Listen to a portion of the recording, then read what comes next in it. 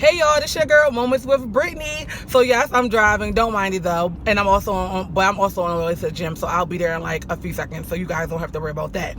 Nonetheless, I've been reading my Bible the beginning of this year, just really trying to embed myself into like the Word, and really just trying to live right according to God's Word. But today, you guys, I was reading Matthew's 18, chapter 18, and one of the key scriptures, or one of the passages that stood out to me today, was when a man pretty much pleaded to God, asked him to forgive all his debt, and of course, God forgave him for his debt. And then, as the guy was on his journey, another guy came into this same guy that pleaded to God about forgiving him of his debt, and another guy came to him, was like, can you please forgive me of my debt, blase, blase, blase. So the guy was like, no, like I want everything that you owe me, right? So this passage stuck out to me because it was like God forgave him, but yet he couldn't forgive he couldn't forgive somebody that was in a situation as he was. So that to me is not cool, because I feel like we should always forgive people, and yes, sometimes it may take a little long to do so, but I think when we forgive, that is the power.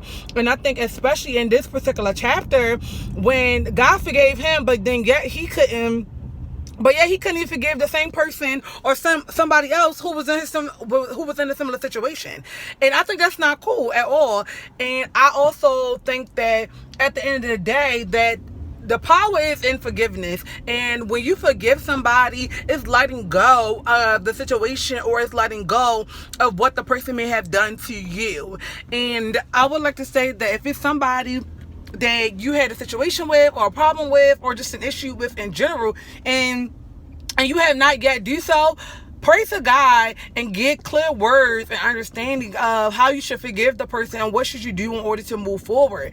And there's so many different ways that you can forgive someone. I know for myself, when I had to forgive individuals who have hurt me, or even when I had to forgive myself, to be honest, because in certain situations you do have to forgive yourself for circumstances or for things that that probably wasn't right for you, or that you thought that just wasn't really good for you, and you had to forgive yourself of the situation or whatever. So I say all this to say is that, look, y'all, if it's somebody that you need to forgive them, because at the end of the day, you're hurting way more.